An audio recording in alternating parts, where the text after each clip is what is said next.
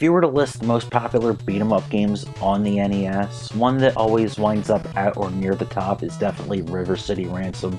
While it is classified as a beat-em-up, it has certain elements to it that give it a bit more depth and more personality than other games in the genre, so let's just take a look. River City Ransom is known in Japan as Downtown Neketsu Monogatari, or Downtown Hot-Blooded Story, or just simply Street Gangs and PAL territories.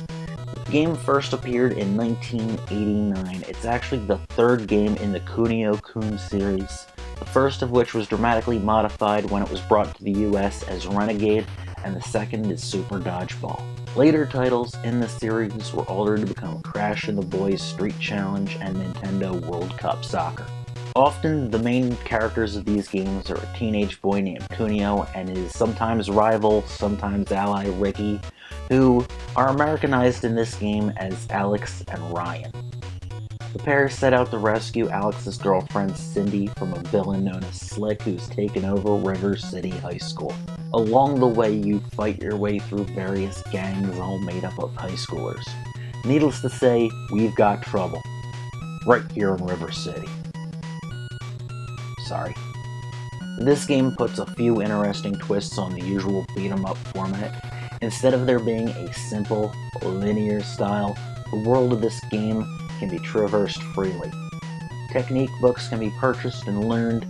Health can be restored by buying food, sometimes to be consumed later. Statistics can be improved, and if you didn't know any better, you'd think I was talking about an RPG. Beat-em-up type games with role-playing elements might be fairly commonplace nowadays, but the idea was pretty darn clever when this came out. Most beat-em-ups of the era were very straightforward and didn't always have very much in the way of replay value. So this was a unique change of pace, which might not have been everybody's cup of tea. All the upgrades appear in the form of food, beverage, candy, clothing, or books that need to be purchased, so money is a very important part of the game. You earn money by defeating enemies. Unfortunately, that also means that in order to afford all your upgrades, you need to grind a bit to build up your finances. Enemies respawn as you go back and forth into different sections of the city, so it's not necessarily difficult to do, but it's very time consuming.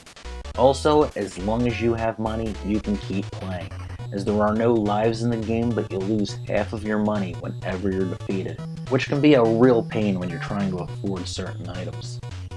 So you're running around, beating up street punks for their pocket change and exploring River City, possibly stopping for a bite to eat or maybe a sauna along the way.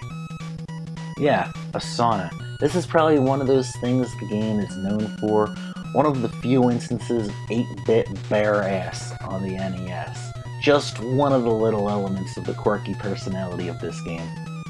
If I was to pick one complaint about the game, it would have to be the password system. This has one of the longest passwords I've seen. Thankfully nowadays you can play and save your progress if you're playing this on Virtual Console or many of the different emulation means available. That said, I still think that 33 characters is pretty excessive.